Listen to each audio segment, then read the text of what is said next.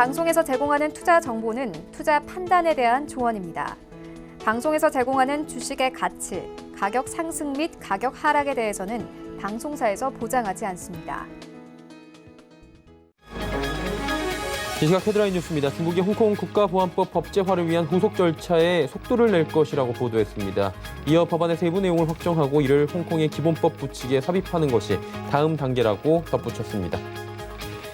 국내 4월 소비 지표가 크게 회복됐는데 대외 불확실성은 커지는 분위기입니다. 미국이나 유럽연합 등 주요 수출국의 봉쇄 조치로 타격을 받으며 제조업 중심으로 산업 생산 지표 부진은 점차 심화될 전망입니다. 물류센터발 집단 감염 우려에 언택트 소비가 흔들리고 있습니다. 포스트 코로나 시대 핵심으로 꼽히는 배달을 통한 비대면 소비 생활에 차질이 생겨났기 때문입니다. 미국 서부 텍사스주를 기초 자산으로 하는 레버리지 원유 상장 지수증권이 2달 만에 거래 정지 신분을 벗어났습니다. 마이너스까지 떨어졌던 유가가 배럴당 30달러대까지 오르자 시장 가격과 지표 가치의 간격이 좁아졌기 때문으로 분석됩니다. 시청자 여러분 안녕하십니까. 오늘장 일정 출발하도록 하겠습니다. 서정덕입니다. 어제 장이 이제 끝날 때 즈음에 중국에서는 홍콩 인권법을 통과를 시켰습니다. 초안을 이제 통과를 시켰고요. 법제화시킨다 조금 전에 전해드렸습니다. 트럼프 대통령이 즉각 반응에 나섰습니다.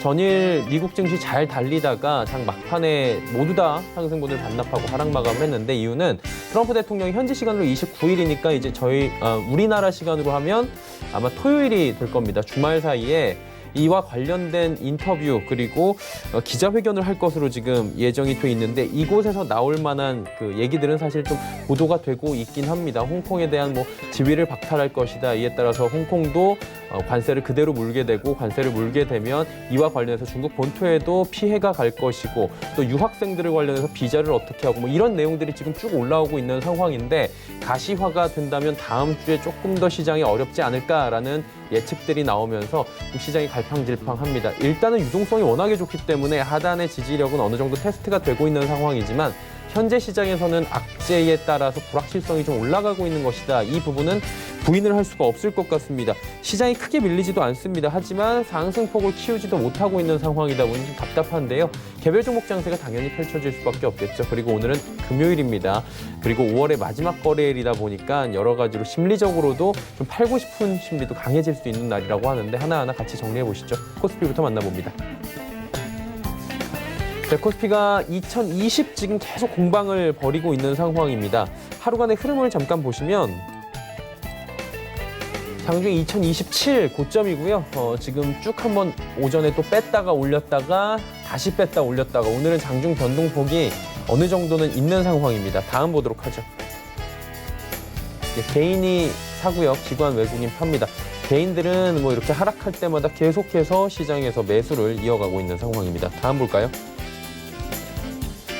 삼성전자, SK하이닉스 빠지고요. 삼성바이오로직도 올라갑니다. 네이버가 언택트 관련 종목들이 오늘 조금 전에 말씀을 해드렸지만 일단 언택트 소비로 지금 가고 있는 상황인 와중에 쿠팡 물류센터발 지금 확질, 집단 감염 얘기들 나오고 있고요.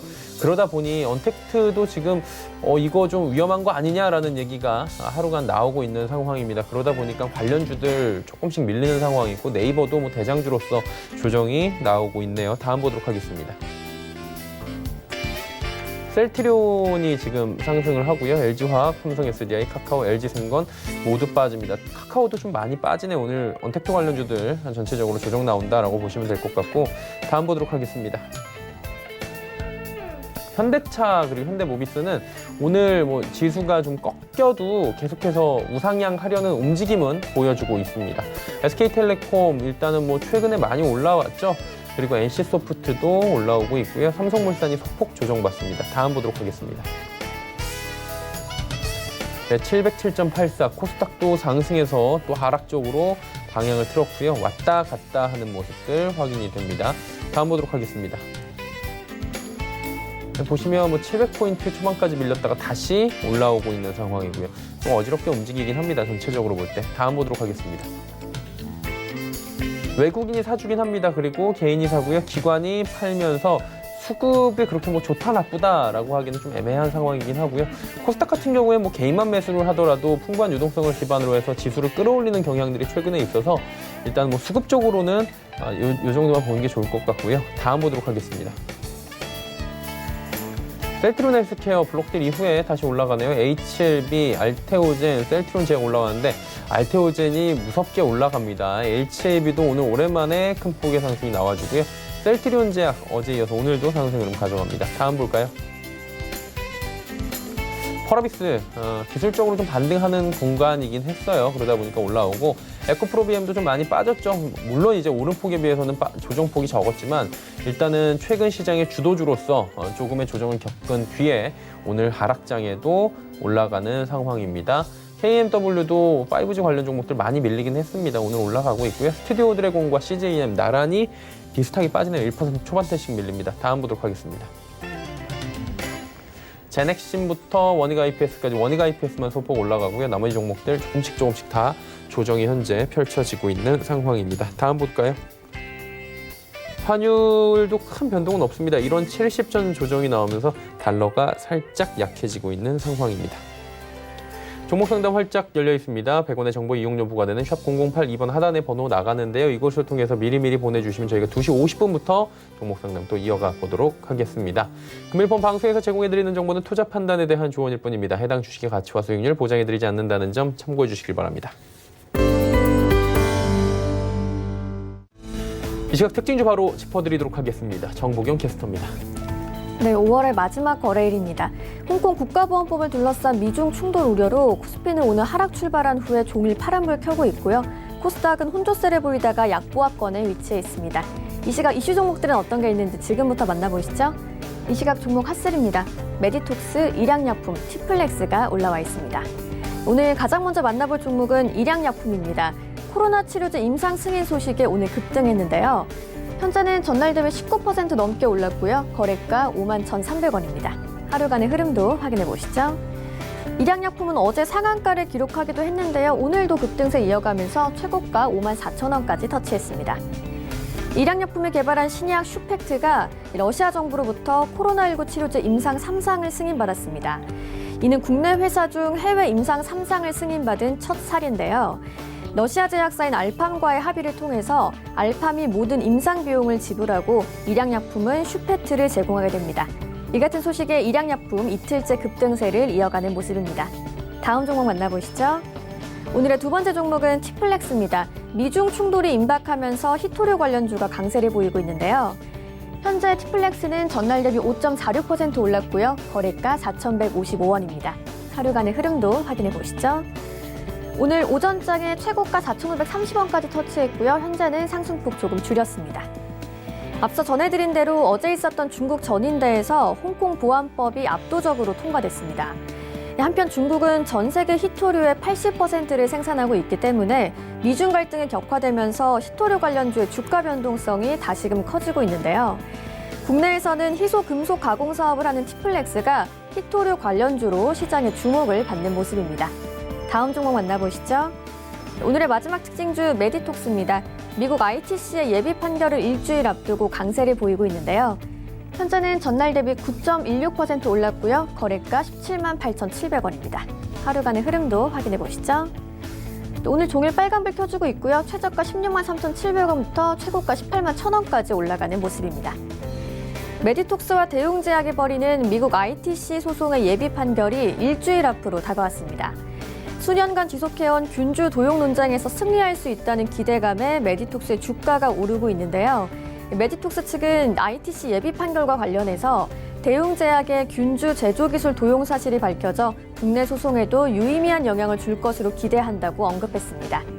지금까지 오늘의 특징주 만나봤고요. 코인 시세도 확인해 보겠습니다.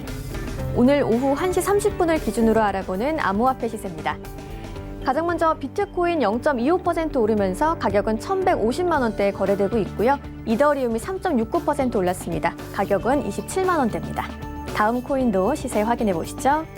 오미세고와 에어드란 살펴보겠습니다. 1.83% 내린 오미세고는 1,951원, 에어드란은 4.26% 오르면서 318원에 가격 형성돼 있습니다.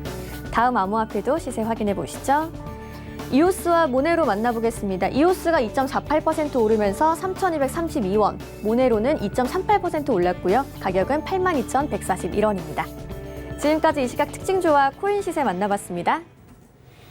네, 코인 시세까지 알아봤고요. 이슈 점검합니다. KTB투자증권 이성훈 과장 연결돼 있습니다. 과장님 안녕하세요. 네, 안녕하십니까. 홍콩 인권법 관련해서 이제 양국가가 충돌을 할 기세입니다. 일단은 전인대에서 초안 통과시켰고요. 근데 뭐 미국 지금 반발 심하게 하고 있고 영국이나 독일 뭐 강한 우려를 표명하고 있는데 자세한 이야기 들어볼까요? 네, 우선 홍콩 보안법죠. 홍콩 국가보안법의 제정을 놓고 확실하게 결론 났다라고도 좀 판단은 좀 안 되고 있는데 우선 미국과 중국 간의 갈등을 격화시키는 건 맞다라고 좀 생각이 듭니다.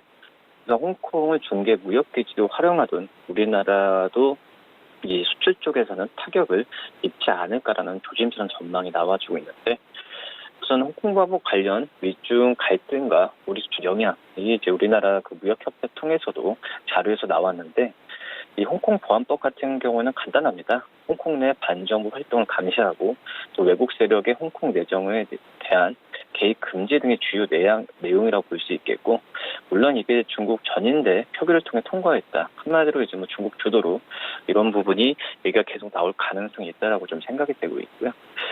이 미국은 어떻게 보면 중국이 홍콩 보안법을 제정하면은 홍콩의 특별 지위를 박탈하겠다고 좀 압박하고 있는 상황이고 이 미국은 1992년이죠. 홍콩법을 제정하고 또 홍콩의 자치권을 행사한다는 전제로 비자 발급도 했습니다. 여기에 투자 유치, 또 법 진행 등 같은 어떤 본토와 달리 홍콩 특별 우대에 대우했던 게 사실인데 이런 부분에 있어서 홍콩이 아시아 대표 금융, 물류, 허브를 성장하는데 분명히 도움이 됐다라고 생각이 됩니다. 그래서 한마디로 이 홍콩이 지금까지 왔을 때 지금까지 해왔던 어떤 성과는 미국이 영향이 컸다라고 좀 생각이 되고 있습니다. 그런 점에서 이제 이런 그 홍콩 보안법이 나온 상태에서 분명히 미국과 홍콩이 마찰을 일으키고 홍콩 자체적으로도 이거에 대한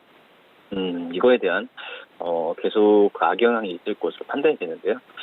우선 홍콩이 어떤 특별 지위를 잃게 되면은 중국 본토와 마찬가지로 이 미국이 부과하는 최대 25% 추가 관세를 부담해야 하는 입장으로 가지 않을까 판단되고 또 역시 아시아의 금융 허브라고 했는데 이 금융 허브로서의 역할 상실이 나오겠죠. 그러면 역시 외국계 자본의 대거 이탈까지도 예상이 된다라고 볼 수 있습니다. 이렇게 되면 한국 수출도 영향을 당연히 받을 수밖에 없는 상황이고요. 우선 홍콩 자체적으로 총 수입 가운데 89%를 재수출하는 그러니까 중간에 무역상 같은 중개 무역에 대한 부분이 가장 크다라고 볼 수 있겠는데 총 수입 중 50%가 중국으로 재수출됩니다. 홍콩은 한국의 사기 수출 대상국이라고 할 수 있는 상태에서 이 우리나라 영향이 분명히 있다라고 좀 생각이 되고요. 이 홍콩으로 재수출하는 우리 제품 가운데 114%가 우선 제3구로 수출되고 이 중 98%가 중구로 향합니다. 그런 가운데 이제 낮은 법인세와 그 안정된 환율 제조, 또 항만, 공항 같은 그런 홍콩의 국제 무역에 대한 또 물류 허브로서 강점을 우리나라도 충분히 이용한다라고 볼 수 있겠는데 이런 점에서 이제 홍콩이 미국의 어떤 관세 대상에 포함되면은 당연히 우리나라도 영향받겠죠. 그렇기 때문에 지금 현재 우리나라도 고민이 많은 상황이라고 볼 수 있겠고요. 우선 무역협회는 이제 미국이 홍콩 특별 지위를 철회하고 중국에 적용 중인 보복관세를 홍콩에도 즉시 적용하면 홍콩의 대미 수출에 부정적인 영향을 분명히 준다라고 좀 생각이 되고 있고요. 다만 이제 한국이 홍콩으로 수출하는 물량 중 미국으로 재수출되는 비중 같은 경우에는 이 보복관세를 홍콩에도 즉시 적용하면은 홍콩의 대미 수출에 부정적 영향을 줄 것으로 좀 보여주고 있습니다. 다만 이제 한국이 홍콩으로 수출하는 물량 중에 미국의 재수출된 비중은 1.7%여서 당장 우리 수출 영향은 좀 제한적일 가능성이 크다라고 이제 정부도 그렇고 좀 내다본 상황이고요. 하지만 이제 미국이 홍콩 제재를 강화하면서 홍콩을 중개무역 경유지로 활용하기 어려워지면 당기 수출에 차질이 발생할 것으로 좀 판단되고 있습니다. 그래서 무역협회는 반도체는 기본적으로 무관세여서 중국 직수출로 전환할 수 있다는 부분이고요. 국내 반도체 대기업을 제외한 중소기업 수출 기업은 이 물류 비용이 늘어나고 대체 항공편 확보까지도 이 단기적 수출 차질을 빚을 것으로 좀 예상이 되고 있습니다. 이 화장품과 또 농수산품 품목은 이 중국의 통관 또 검역이 홍콩에 비해 까다로워서 수출 물량 통관 때 좀 차질이 예상이 되고요. 양국 간 갈등이 강대강으로 치달으면서 장기화될 경우에 홍콩은 결국 허브 기능을 상실할 수 있는 상황으로 간다라고 볼 수 있습니다. 뭐 반대로 좀 다른 의견도 있는데 미국과 중국의 갈등이 확대되면은 우리나라 기회가 올 수 있는 몇 면이 좀 분석이 되고 있는데 우선 지금 미국과 중국이 홍콩을 경유한 대미 수출을 맡기면은 우리 기업의 대미 수출이 상대적으로 경쟁 우위 확보할 가능성이 있다라는 부분이고요. 미국의 대중 제재 강화로 수출 경합이 높은 석유와 가전, 의료 이런 부분에 있어서는 우리 수출의 반사이익을 기대해 볼 수도 있다는 부분입니다. 실제로 현재 미국의 대중 제재로 중국과 경쟁 관계에 있는 스마트폰이나 통신 장비 시장에서도 우리나라 기업의 세계 시장 점유율이 늘어날 수 있는 가능성도 조심스럽게 점쳐지고 있기 때문에 계속 한번 이런 그 상황은 계속 그 어떤 그 해석에 대한 부분은 엇갈리지 않을까 좀 이렇게 좀 생각이 됩니다. 그리고 지난 1분기 미국 경제 성장률이 생각보다 더 많이 후퇴했다고 하더라고요. 그러다 보니까 뭐 역대급으로 2분기 실적은 더 나쁜 거 아니냐라는 우려도 나오고 있습니다. 이 소식도 좀 들어볼까요? 네, 우선 미국의 경제 성장률, 예. 지금 1분기 이거에 대한 부분에 있어서 역성장으로 돌아섰던 부분인데 우선 6년 만에 역성장이고 또 글로벌 금융위기가 있었던 지난 2008년 4분기 이후에 가장 심하게 어떤 GDP 규모가 축소된 부분입니다. 한마디로 이제 마이너스 5%를 지금 기록했는데 지금 현재 그 시장에서 봤을 때도 향후의 전망은 더 어둡다라고 좀 생각이 좀 되고 있습니다. 우선 코로나19 봉쇄 조치 영향이 좀 있다라고 볼 수 있겠는데 그런 상태에서 코로나19가 끝나지 않았죠. 그런 상태에서 2분기 성장률은 더 악화될 것으로 가능성 보고 있고요.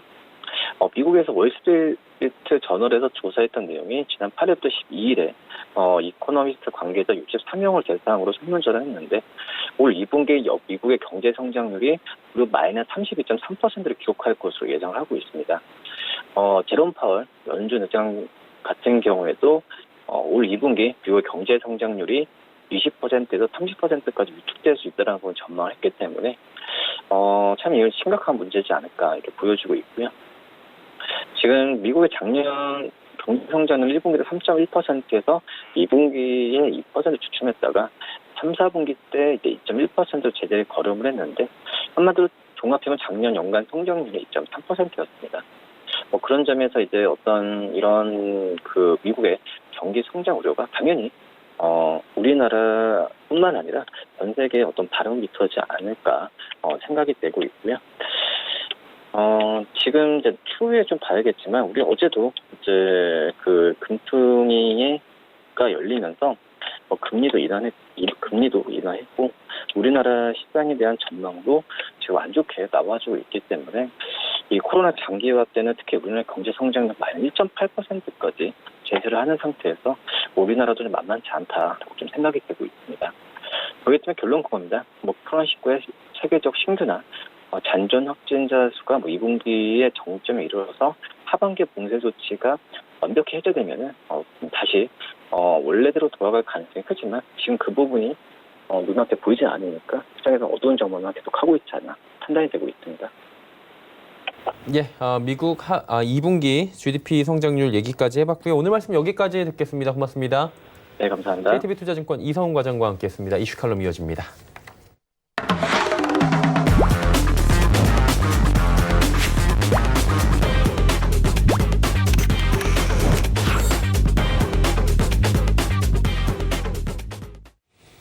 이슈 칼럼 시간입니다. 오늘은 샘플러스 박원재 전문위원 함께합니다. 어서 오세요. 네, 안녕하세요. 지금 오늘 시장의 뜨거운 감자는 홍콩 보안법이라고 그냥 부르죠. 그렇죠. 이제 줄여서 네. 국가보안법을 네. 보안법이라고 그냥 편하게 부르는데 네. 전인대에서 초안을 통과시킨 거고 이제 후속 조치에 들어갔다라고 조금 전에 보도가 나오더라고요. 트럼프 네. 대통령 기자회견 하겠다. 네. 우리 시간으로 한 내일 정도가 될 것 같은데 현재 반응은 어때요? 경제들도 안 좋은데 이런 것까지 나오니까 분위기는 안 좋은 것 같은데. 기본적으로 이제 홍콩 보안법은 어제부터 이슈가 돼서 많이 다뤘죠. 예, 그래서 그게 내용이 이제 대충 어떤 건지는 알고 계시죠? 시청자분들한테 전달이 됐을 거고요. 제가 이제 말씀드리고 싶은 거는 도대체 왜 이 시기에 이게 도드라졌을까? 예. 지난주에 제가 이제 그 미중 분쟁의 이면은 미국의 세계화 전략이 한계에 봉착해서 미국은 더 이상 세계화 전략을 쓰는 거를 이제 포기하고 아메리카 퍼스트 전략을 쓰는 거죠. 예. 여기에 따른 새 질서가 아직 정립이 안 돼 있고 그러면 이제 다툼이라는 거는 일방적인 다툼은 없죠. 미국이 패권을 유지하는 기본적인 세 가지 축은 군사력을 바탕으로 하는 거죠.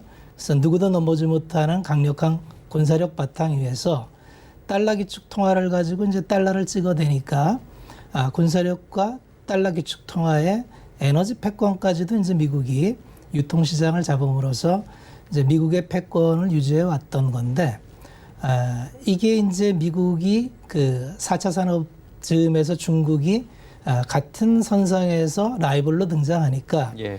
야 이제 너희들이 나하고 같은 위치에 서는 거는 우리가 용납이 안 방어할 수 된다. 없다. 그래서 트럼프 행정부가 아니라래도 이제 어차피 중국하고는 부딪힐 수밖에 없는 상황이었는데 예. 자 그럼 이제 홍콩은 중국은 일방적으로 당하기만 해왔죠 지금까지. 그런데 이제 뒤져보니까 카드가 있었던 거죠. 그 중에 하나가 홍콩이었던 거죠. 그래서 홍콩은 상당히 이게 복잡한 문제입니다. 홍콩의 역사를 보면은 97년에 이제 100년차 조차 기간이 끝나고 이제 영국이 중국한테 반환을 했죠. 하기로 돼 있는데 영국이나 미국 입장에 이제 홍콩에다가 인프라를 심었던 서구 자본 입장에서는 이 기득권을 잃기가 싫었겠죠. 예. 그래서 이제 홍콩에다가 우리들이 반환을 하더라도 홍콩에 그동안 누렸던 지위를 좀 유지할 수 있는 시스템을 만들기 위해서 홍콩 달러 패거제를 연동해서 너희들이 제도를 그대로 유지하면은 홍콩이 누리는 그 지위를 그대로 유지해 줄게 라고 이제 당근을 준 건데 예. 중국 입장에서도 홍콩이 나쁘지가 않은 게 중국은 자본시장 개방을 하지를 않은 나라이기 때문에 자본이 필요할 때는 홍콩을 통해서 조달하는 창구로서 굉장히 유익했죠. 예. 그러니까 지금까지는 마찬가지로 홍콩이라는 그 지정학적 포지션이 중국 입장에서도 나쁘지 않았고 미국이나 영국 입장에서도 나쁘지 않았고 그래서 아무 문제가 없었는데 최근에 이제 미중 분쟁이 패권 다툼으로서 자꾸 괴롭히는데 중국은 이제 사실 마땅한 대항 카드가 없었다고 보여졌던 거죠. 그런데 이제 홍콩을 건드린 거죠. 자, 그럼 누가 타격을 더 받을지를 생각을 해보면 중국도 물론 타격을 받겠지만 미국이나 영국 입장에서도 만만치 않은 손실을 감당해야 됩니다. 기본적으로 홍콩에 있는 자산은 대부분이 영국계와 미국계 자본으로 구성이 돼 그렇죠. 있고 그다음에 미국에서 아시아 교두보로서 홍콩만큼 유리한 지정학적으로 또 자유롭게 거기는 이제 모든 특구기 때문에 관세나 비자나 모든 게 면제 아닙니까? 그렇죠. 그러니까 그런 교두보를 미국이 놓는다? 생각보다 쉽지 않을 겁니다. 그래서 오늘 저녁에 어떻게 이제 기조회견을 발표한다 했으니까 이제 내용을 봐야겠죠. 그것 때문에 어제 미국 증시 밀렸어요. 네, 네. 상당히 궁금하기는 한데 전면전으로 갈 수 있을까요? 이를테면 뭐 관세를 부과한달지 비자 면제를 뭐 무시한달지 홍콩이 누렸던 지위를 놓는다는 건 네. 결국은 이제 그동안 자기들이 쌓아왔던 홍콩 내의 자산을 엑소도시에서 나갈 텐데 그럼 그 자리가 그냥 비어 있을 거냐는 거죠. 누군가는 대체를 하려고 홍콩은 굉장히 좋은 위치입니다. 중국 시장을 들어가기 위해서. 그럼 유럽계 은행이 들어가면 어떨까요? 이를테면 홍샹이나 스탠다드 차테스나 주로 이제 거기서 이제 홍콩에서 지배적인 금융 구조를 갖고 있는데 예. 이게 이제 뭐 미국이 압박을 해서 무관세 폐지하고 비자하고 자유무역 관세 다 때리고 그래서 그러면 엑소더스 하겠죠? 예. 그랬더니 그 자리를 유럽계 은행인 도이치뱅크나 들어가서 내가 대신 해줄게라고 한다면 과연 미국이나 영국 입장에서는 얻는 게 뭘까? 그래서 홍콩 문제는 그렇게 단순한 문제가 아닙니다. 그래서 홍콩이 뭐 이런저런 경우의 수를 또 많이 설정을 하고 추론을 하고 추적을 해봐야겠지만 그렇게 단순하지 않아서 개인적으로는 전면적으로 가기보다는 뭐 유예하면서 선언적 선포 정도밖에 되지 않겠느냐. 지켜보다가 너희들이 계속 그 인권법이나 이런 거를 일국양제를 지키지 않으면은 예. 그때 또 다른 조치를 취하겠다 정도가 아마 나올 수 있는 조치가 아니지 않을까. 지금 전면전을 치르기에는 대선을 코앞에 두고 있는 트럼프 행정부에서는 그 리스크를 감당하기는 쉽지 않을 거다. 그렇게 보고 있습니다. 굳이 전면전으로까지 갈 이유는 얻을 게 없죠. 얻을 게 없기 때문에. 오히려 홍콩이 만약에 트리거가 돼서 미국 주식시장이 무너진다면 좋을 트럼프의 게 재선은 물 건너갔다고 봐야 되기 때문에 예. 이거는 뭐 그냥 상식적으로 보면은 그냥 홍콩이라는 문제를 중국이 던졌는데 미국은 좀 당황하고 있는 거라고 보는 게 맞다고 봅니다. 네, 이제 한 가지 변수는 상대는 트럼프 대통령이다. 그렇죠. 이 부분이 나오는 거고요. 이게 우리 입장에서 이제 봐야 되잖아요. 이게 네. 통과가 되면서 네. 이제 뭐 두 나라가 갈등을 겪으면 우리가 작년에 재작년에도 경험을 해봤듯이 안 좋은 건 자명한 거고요. 어떤 영향을 좀 받는다고 봐야 될까요? 기본적으로 지금 외교적 스탠스는 이제 그 G2 국가 간의 분쟁을 통해서 줄을 서라고 강요하는 거죠. 예. 너 내 편이야, 제 편이야. 그러니까 확실히 태도를 해. 지금은 이제 좀 중간에서 줄다리기 외교가 가능한 수준에서 이제 저울질이 됐는데 예. 극한으로 치달으면은 아마 이제 양쪽에서 뭐 미국에서는 뭐 EPN이라는 걸 또 해서 경제보존 공동체로 해서 빨리 들어와라. 그러니까 일본은 이미 또 그쪽으로 바로 줄을 갔죠. 섰죠. 예. 그래서 이러한 상황에서 또 우리는 사드 문제가 또 이제 벌어지고 예. 그래서 지금은 굉장히 구한말처럼 외교적으로 줄타기를 좀 잘 해야 되는데 상황이 좀 쉽지는 않아 보여요. 예. 그래서 중국도 대놓고 이제 내주를 쓰라고 하고 미국도 대놓고 내주를 쓰라는데 어느 한쪽을 쓸 수 없는 우리나라 입장에서는 외교적으로 어떤 해법을 내놓을 수 있을지 아마 이제 전문가들이 잘 대처를 하겠지만 쉽지는 않아 보인다. 지금 문제는 뭐 경제적 상황 이런 거보다도 이제 맞닥뜨려 있는 이 선택의 문제에서 예. 어떤 선택도 쉽지 않다는 문제가 있어요.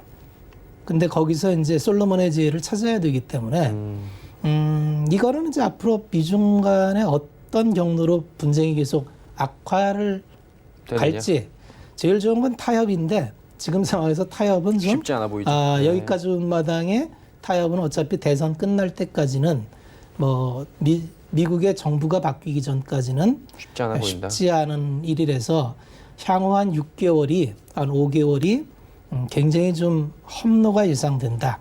그렇게 말씀드릴 수 있겠네요. 어쨌든 간에 뭐 트럼프 대통령은 재선을 하려고 여러 가지 그렇죠. 온갖 카드를 다 꺼낼 거고 그중에 중국 대리기는 계속해서 나올 테니 그 기간만큼은 조금 더 감내가 필요할 것 같다라는 네. 거고요. 중국 같은 경우에는 작년에 환율 조작국으로 지정이 된 적도 있었는데 이번에도 감수를 하는 건지 모르겠는데 7위안을 웃도는 포치가 네. 또 이뤄지고 있는 거예요. 결국엔 네. 달러당. 네. 가치가 하락하고 있는 거고요. 그럼 네. 수출하는데 이득이 되니까 당연히 네. 이렇게 할 텐데 네. 미국은 싫어할 거고요. 네. 이거 어떻게 해결될 걸로 보이십니까? 그러니까 마찬가지로 예. 중국이 반격하는 두 가지가 홍콩과 환율이에요. 환은 사실 묵시적으로 포치 7위안이 묵시적인 동의선이었는데 예. 이거를 2016년에도 한번 깼었죠. 그때 이제 미국이 독자적으로 자기만 살겠다고 금리 인상을 하는 시기였는데 예. 그때도 이제 이머징은 회복이 안 됐는데 미국만 초호황을 겪다 보니 미국에서는 선제적으로 금리 인상을 하겠다. 그러니까 뭐 선제적으로 한번 금리 인상을 빵 때리니까 예. 그때도 중국이 야 그럼 우리는 절하할래. 고시 환율을 7위안 넘긴 적이 넘겨버리죠. 있었죠. 예. 그래서 그때도 미국이 이제 금리 추가 인상을 멈췄던 적이 있는데 이번도 마찬가지라고 보는 게 사실은 7위안이라고 하는 게 굉장히 중요한 게 중국이 꿈꾸는 이제 기축통화를 유지하기 위해서라도 중국도 7위안을 좀 지켜줄 필요가 있어요. 이게 꼭 무역의 문제가 아니라 요새 중국은 이제 중국몽을 꿈꾸면서 드러냈던 게 1대1로를 통한 이제 벨트를 유지하는 것과 네. 두 번째는 위안화를 좀 국제 통화화 시켜서 이게 기축 통화로 좀 나가고 싶은 예. 두 가지 욕망이 있는데 기축 통화가 되기 위해서는 기본적으로 전제 조건이 환율의 안정이 굉장히 중요하겠죠. 기축통화국의 환율이 불안전한다면 누구도 그거를 교환 가치나 좋게 보지 자산 않죠. 가치로 기축통화로 인정할 수가 없는 예. 거기 때문에 그렇다면 중국이 이 시점에서 왜 포치를 깨고 고시환율을 올렸냐. 높였을까? 예. 미국 마음대로 안 된다는 게 이제 이 환율입니다. 환율은 기본적으로 이제 나 살고 너 죽자니까 위안화를 약세로 가면 미국이 그렇게 싫어하는 미국은 리쇼어링 정책까지 포함해서 재정 적자, 무역 적자 규모를 축소하고자 함인데 사실은 위안화 중국에서 여전히 수입을 가장 많이 해오는 나라인데 이게 이제 위안화 환율이 전화되면은 당연히 중국 물건이 많이 들어갈 거고 무역 수지에 악영향을 미칠 그쵸, 거다. 악화되겠죠. 그러니까 미국 한번 응수타진을 하는 거죠. 던졌는데 어떻게 받을래? 그러니까 지금 패권 분쟁 중에 중국이 내놓은 카드는 딱 두 가지죠. 홍콩과 환율. 이제 미국의 반응이 중요할 텐데 이것 또한 미국이 좀 딱히 마땅치가 않아요. 왜냐하면 미국은 이제 사실은 지난 시간에도 얘기했지만 이런 시스템은 지속 가능하지 않은 시스템을 아메리카 퍼스트라는 거는 지속 가능하지 않다는 걸 지난 시간에 제가 설명을 드렸죠. 네네. 그래서 그거는 논외로 하고 그 전제가 달러가 그렇게 기축통화가 돼서 찍어도 전 세계가 소화를 해주는 이유는 너희들이 경찰국가로서 세계 치안을 유지해주고 담당하니까. 두 번째는 너희들이 달러를 발행해서 미국이 첨단 기업의 투자를 통해서 거기서 수요가 나오면 이머징이 그쪽의 수출을 통해서 그 풀어놓은 달러가 이머징에도 들어간다는 게 전제가 되니까 이머징이 니들 달러 기축통화국에 대해서 이의를 제기하지 않는 거지. 지금처럼 달러 발행해서 자기들이 그냥 쿠폰 발행해서 소비로 들어가고 그러면 달러를 발행했는데 이머징 국가는 달러가 안 오죠. 네. 이게 가능할까요? 달러를 찍었으면은 그거는 예. 전 세계가 기축통화국이기 때문에 같이 나눠 써야 되는데 지금은 달러를 찍어서 미국만을 위해서 쓰고 있죠. 그렇죠. 자국 우선주의니까요. 불가능한 구조입니다. 이런 구조는 지속 가능하지 않고 그래서 이제는 제국이라는 게 유지되려면 기본적으로 개방할 때 항상 전성기를 누리고 그 제국이 무너질 때는 항상 폐쇄로 외부의 문을 닫을 때는 그 제국의 지속 가능성을 흔들리기 시작하는데 지금은 미국이 좋아 보이지만 얘기한 대로 이머징에서 들어오는 모든 자본과 인적 자원을 차단하고 미국 시스템의 고부가 가치인 의료산업과 교육사업이 유지되겠습니까? 기본적으로 지금은 미국이 좀 살짝 무리수를 두고 있는 거고 중국이 이렇게 반격을 했는데 예전 같으면 미국이 이제 호로라게 불어서 연대해 유니언이야 다 내 편이 돼 하면 다 줄을 섰을 텐데 예. 지금은 일본 빼놓고 딱히 유럽 어느 국가도 미국을 드러내놓고 지지하지 않죠. 그렇죠. 예, 그 이면에는 그런 게 있는 거죠. 경제 공동체가 아니라는 거죠. 그렇다면은 우리는 끈끈한 유니언 관계는 아니다. 자, 미국은 앞으로 이런 걸 풀어야 돼요. 그러니까 미국 스스로 벌린 일인데 이걸 잘 해결하지 못하면 미국 스스로 굉장히 딜레마에 빠질 겁니다. 지금 미국 얘기를 하면서 이제 국내를 같이 봐야 되는 부분이 어제 한은이 금통위를 열었어요. 두 가지를 크게 발표를 했는데 네. 첫 번째는 사실은 이게 실효하한선까지 왔다고 이제 총재가 이야기를 했어요. 네. 그러니까 더 이상 내릴 만한 여지는 미국이 마이너스 금리로 가지 않는 이상 우리는 없다는 네. 거죠. 카드 다 썼다는 거예요. 네. 그럼에도 불구하고 지금 심각하니까 0.5%포인트까지 간 것 같고요. 네. 그리고 이제 마이너스 성장률에 대한 언급이 좀 나오면서 어제 시장도 흔들렸는데 시장 반응은 어때요? 큰 동요는 없는 것 같은데.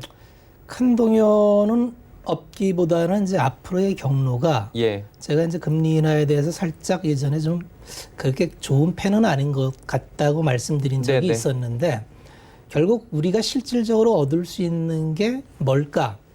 근데 지금은 이런 차원에서 좀 이해를 하셔야 되는 게 각자 도생이다. 그러니까 지금은 시장의 기능이 망가졌죠.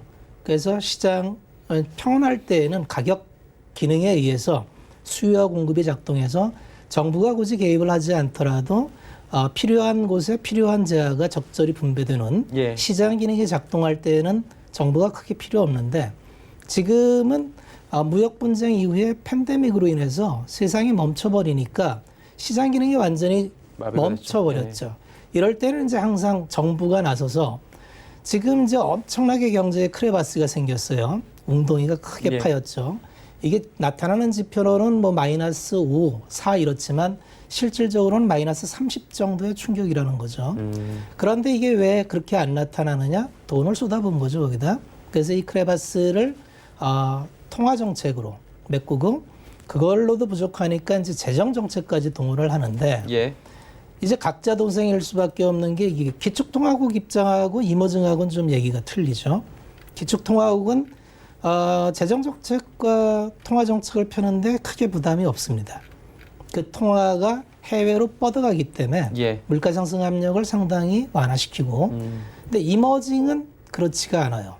이머징은 나도 살아야 되니까 재정 정책 뭐 통화 정책 쓰는 거는 맞는데 이 자본 수지 통제가 안 되면 예.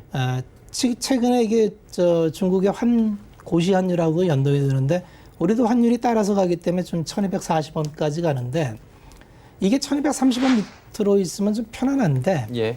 이거 임계치 넘어가면은 요게 채권 시장에서 외국인 매도가 나올 수 있거든요. 그렇게 되면은 과연 우리가 환을 방어할 그럴 여력이 있겠느냐. 그래서 이번에 금리 인하가 그러면 이제 미국 채권과 스프레드가 25bp인데 환에서 0.5포인트만 떨어져도 한국 채권이 그렇게 매력이 있을까요? 그러면 지금은 재정 건전성을 보고 어차피 안전자산으로 한국 채권은 그냥 담는데 부담이 없었는데 예. 환이 흔들려서 1250원 윗단으로 넘어간다면 채권 매도가 나오면 잘 누가 안 나오죠. 받을까요? 그러니까요. 우리도 국채 발행을 통해서 재정을 써야 되는데 지금 적자 발행하고 있잖아요. 그렇죠. 예. 왜냐하면 그거는 어쩔 수가 없는 게 경제가 지금 다 식물인간에 대해서 누워버렸기 때문에 그렇죠. 이걸 살려야 되는 당위성은 예. 맞는데 우리는 좀 기술적으로 그 기축통화국보다 파인 튜닝이 좀 필요하다는 거죠. 미세 조정을 통해서 잘 해야 되는데 지금은 시기적으로 좀 안 좋았던 게 금리 인하와 포우치 건드린 게 같이 맞물리다 보니까 사실은 환율이 좀 임계치에서 왔다 갔다 해요.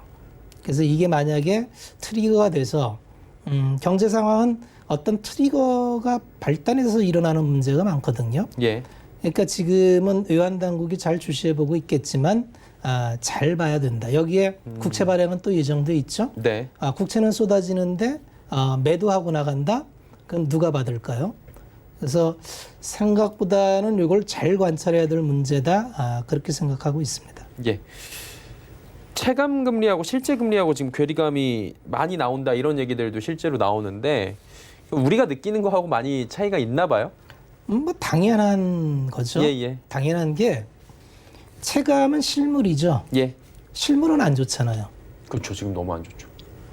금융은 왜 좋을까요? 돈을 쏟아붓잖아요. 계속 말씀드리지만 이 지표와 금융이 같이 가는 시기가 있고 따로 가는 시기가 있는데 지금은 같이 갈 수가 없습니다. 왜냐하면 실물은 회복하려면 한참 걸릴 거예요. 예.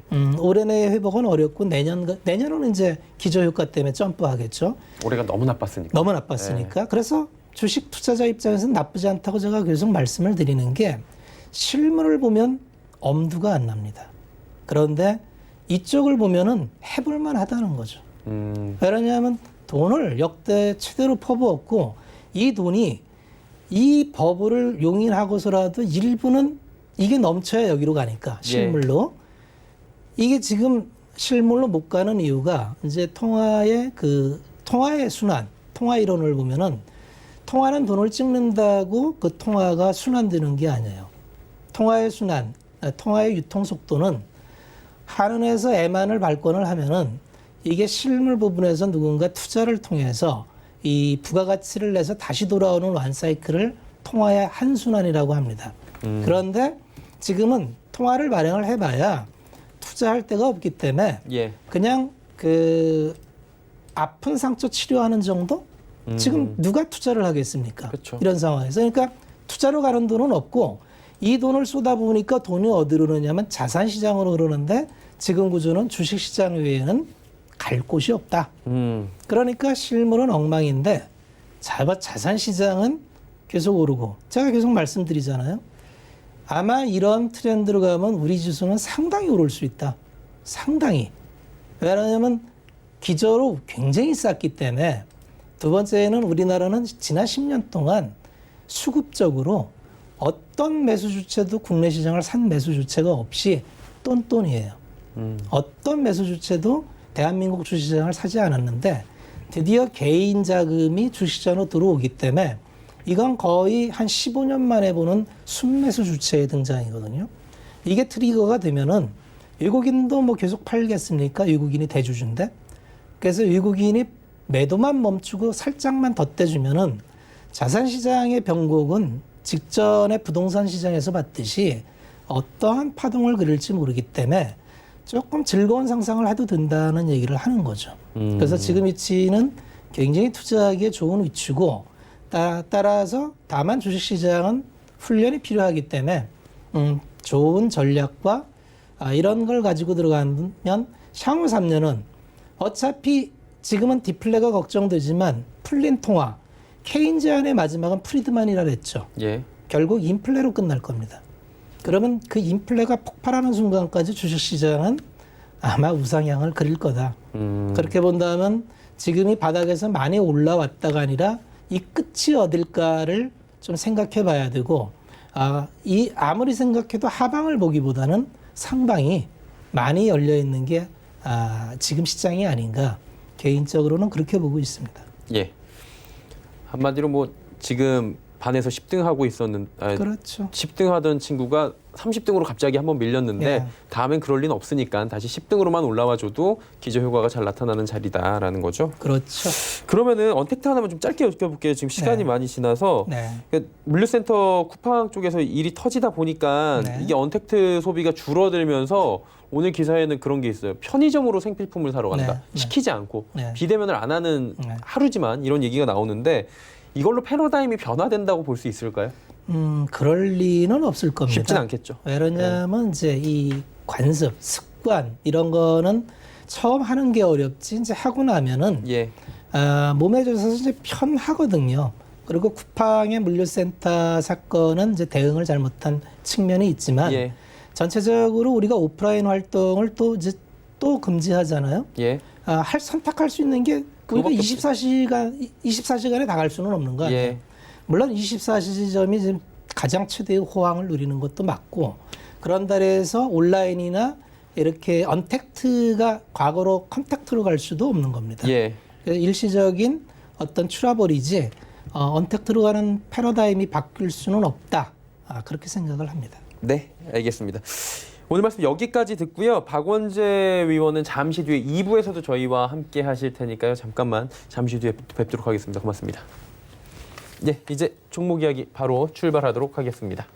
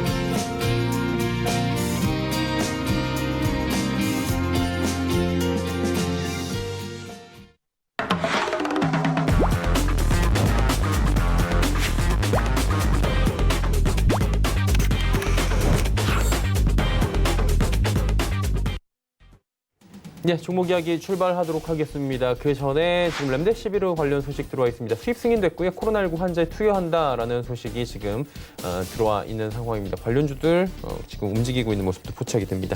자, 이제 종목 이야기 출발합니다. 샘플러스 이주현 전문위원 연결돼 있습니다. 어서 오세요. 네, 안녕하세요. 예, 오늘 어떤 종목 얘기 들어볼까요? 네, 금일 시장은 예상대로 KNN이 상한가 들어가면서 대선 테마주들이 시장의 주도주로 부상하려는 흐름을 보이고 있습니다.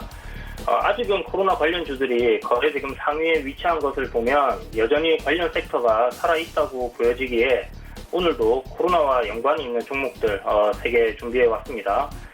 첫 번째 종목은 IT센입니다. 동사는 IT 관련 회사로 시스템 통합, 기획, 개발 등을 영위하고 있습니다. 차세대 에듀파인 구축 사업과 재난안전통신망 구축 운영, 유지보수 사업 등 대규모 정부 프로젝트 수주로 수익성 위주의 사업 개편을 통해서 이익을 큰 폭으로 증가시킨 회사인데요. 작년에 콤텍 시스템, 소프트센을 거의 동시에 인수하면서 한국금거래소를 또 인수를 했습니다. 일같이 적극적인 M&A를 통해서 회사를 변화시키려고 했는데 그중 한국금거래소를 인수하면서 전년도 매출이 1.5조로 약 3배가량 폭발적으로 성장하였습니다.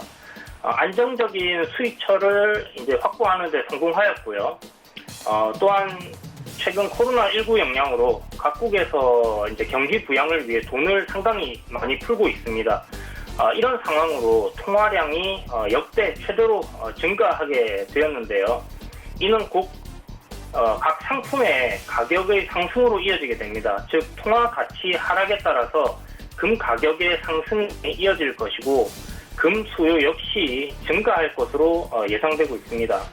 한국금거래소의 거래량 역시 지속적으로 상승세를 이어갈 것으로 판단되고요. 이러한 이유로 회사의 매출과 이익은 당연히 증가할 것으로 예상합니다. 그리고 회사가 클라우드 쪽으로 사업 영역을 넓혀가고 있기 때문에 미래 성장성 또한 확보하고 있다고 보여지고 있습니다. 현재 IT센의 시가총액은 1,170억 정도, 시장에서 시가총액 1,000억대 소형주가 매출 1조 원대 이상을 내고 안정적인 수익 구조를 가진 회사는 좀 찾기가 힘들죠. 그만큼 상당히 저평가되어 있다고 생각되고 시장이 불안할수록 수요가 몰리는 금 관련된 사업을 하고 있다는 점에서 금 거래의 수수료 수익은 늘어날 것으로 예상됩니다. 최근 시장에서의 좋은 투자처가 될 수 있다고 생각합니다. 이 종목이 길게는 작년 12월 고점 이상 갈 것으로 예상이 되지만 단기적으로 1차 목표가 7,000원 잡아드리고 손절가는 5,200원 제시해 드리겠습니다. 두 번째 종목입니다. 두 번째 종목은 제일약품 가져왔습니다. 동사는 제일파마홀딩스에서 인적 분할한 회사로 해열, 진통, 소염제 등을 판매 중이고 뇌졸중 치료제, 배아줄기 세포를 이용한 파킨슨 치료제, 망막 질환 치료제 등 이런 연구 개발을 진행 중인 회사입니다. 코로나19 영향으로 제약바이오 섹터들, 치료제 관련주들 주가 흐름이 괜찮게 나오는 상황인데 최근 췌장암 치료제인 나파모스타트가 코로나19 치료제로 사용 중인 렘데시비르보다 600배 이상 강력한 항바이러스 효능을 가진다는 연구 결과가 발표되었죠. 동사는 나파모스타트 주성분의 약제를 개발해 판매하고 있기 때문에 코로나19 치료제 관련주로 부각이 되어 있습니다. 주가가 단기간에 60% 이상 급등했다가 최근 조정을 받고 있고요. 지난주 방송에서도 이야기 드린 것처럼 코로나19 치료제 관련 기대감이 지속되고 있기 때문에 동사의 주가 역시 상승세가 이어질 것으로 판단됩니다. 실적 역시 1분기에 53억 영업이익이 나왔는데 17년도부터 19년도까지 평균 영업이익이 약 43억으로 1분기 만에 1년치 영업이익이 나왔습니다. 만약 이대로 4분기까지 호실적 이어가준다면 200억 정도의 역대급 실적 달성도 가능하리라 생각됩니다. 기술적으로 약 2년간의 장기 하락 추세를 돌파하고 잠시 숨구르기를 하는 모습으로 다음 주쯤에 단기적인 시세가 나와줄 가능성이 높다 생각됩니다. 목표가 45,000원, 손절가 35,000원 제시해드립니다. 그리고 마지막 종목은 한국알콜입니다. 동사는 화학제품 및 주정 등의 제조 판매를 영위하는 회사입니다. 국내 유일한 공업용 에탄올 제조사로 코로나19 영향으로 손소독제 등의 수요가 굉장히 늘어났죠. 코로나19 관련주로 부각되면서 현재 주가는 꾸준하게 상승을 하고 있는 상황입니다. 2019년도까지 매출과 영업이익이 지속적으로 증가하던 추세였는데요. 전년기 결산에 영업이익이 331억을 달성하였는데 올해 1분기 만에 영업이익이 160억으로 전년 이익의 50%를 이미 달성하였습니다. 최소 내년까지는 치료제가 현실적으로 나오기 힘들기 때문에 최소한의 예방 차원으로 우리가 할 수 있는 것이 마스크 쓰기, 그리고 손소독제 활용이라든지 손을 깨끗이 씻는 것이겠죠. 못해도 올해 말까지는 손소독제 원료에 대한 수요가 꾸준할 것으로 생각되고 관련 제품들 수출까지 고려한다면 실적은 지속적으로 증가할 것으로 예상됩니다. 대략 올해 영업이익이 약 600억 정도로 예상할 수 있기 때문에 현재 시가총액이 전일 종가 기준으로 3,650억 정도 때문에 30% 이상의 추가적인 추가 상승 여력이 있다고 판단하고 있습니다. 기술적으로 보면 2만 원을 터치하고 15,000원까지 주가 조정 이후 최근 단기 입장선을 다시 정결시키고 상승으로 방향을 잡아주는 흐름이 나오고 있고 수급적으로 기관의 매수세가 꾸준하게 유입되고 있기 때문에 예상 실적으로 3만 원 이상의 목표가를 봐야겠으나 단기적으로 전고점 부근인 2만 원 정도 그리고 1차 목표가로 2만 원 정도 보시고 손절가는 한 15,000원 정도 보시면 되겠습니다. 네, 한국 알코올 들어봤습니다. 단기 접근 종목을 동화약품 했었나요, 지난 시간에? 네, 맞습니다. 네네, 동화약품 어떻게 잘 움직인 것 같던데요. 네, 지난주에 그 단기 종목으로 되었던 동화약품이 예상대로 기간 조정 마무리를 끝내고 시세가 한 차례 20% 정도 나왔다가 전고점 저항을 막고 조정을 보이고 있는 모습입니다. 이제 다음 주면 6월 달이기 때문에 코로나19 치료제로 부각된 BW2008의 임상 이상 진행이 예정되어 있어서 충분히 제시해드린 목표가인 13,000원을 달성하리라 보이고요. 지금 수익권이기 때문에 익절가라고 하죠. 조금 높여서 1,250원 정도 기준을 잡으시고 대응하시면 되겠습니다. 예, 그러면 오늘은 어떤 종목을 단기적으로 볼까요? 네, 오늘 단기적으로 볼 종목은 제일약품을 선택했습니다. 제일약품은 금일 5일선 위로 안착하는 흐름이고 기간 가격 조정 마무리 국면이라고 판단됩니다. 6월 치료제 인상 이상 들어가는 종목들도 있고 해서 치료제 섹터들이 다 같이 한번 주목을 받을 수 있습니다. 금요일 종가 부근이 잘 마무리되면 주봉을 잘 관리해줬다고 볼 수 있는데요. 다음 주 월요일 살짝 상승 출발해준다면 단기적으로 시세 강하게 한번 나올 수 있기 때문에 이 종목 단기 종목으로 보시면 좋을 것 같고 어제 미국 모더나 관련해서 코로나19 백신 임상시험 지원자 졸도했다는 뉴스가 나왔고요. 부작용이 심각하다는 뉴스가 나왔고 경련진 5명이 이제 고가에서 주식을 전량 매도했다는 그런 학제가 나왔습니다. 그래서 치료제 섹터 지속적으로 모멘텀이 살아있으니 참고하시고 보시면 좋을 것 같습니다. 예, 제일약품까지 이야기 나눠봤습니다. 오늘 말씀 여기까지 듣겠습니다. 고맙습니다. 네, 감사합니다. 이주연 전문위원과 이야기 나눠봤습니다. 금일본 방송에서 제공해드린 정보는 투자 판단에 대한 조언이었습니다. 해당 주식의 가치와 수익률 보장해드리지 않는다는 점 참고해 주시길 바랍니다. 저희가 준비한 소식은 여기까지입니다. 잠시 뒤에 마감 임박 60분의 승부 바로 이어집니다. 채널 고정해 주십시오. 고맙습니다.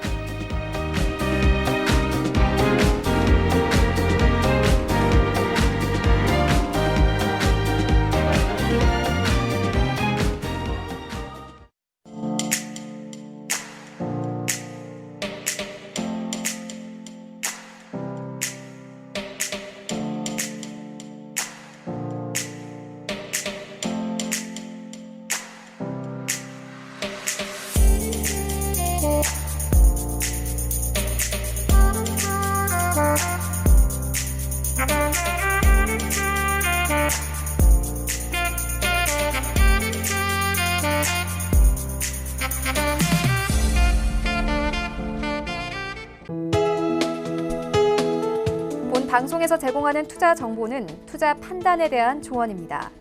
방송에서 제공하는 주식의 가치, 가격 상승 및 가격 하락에 대해서는 방송사에서 보장하지 않습니다.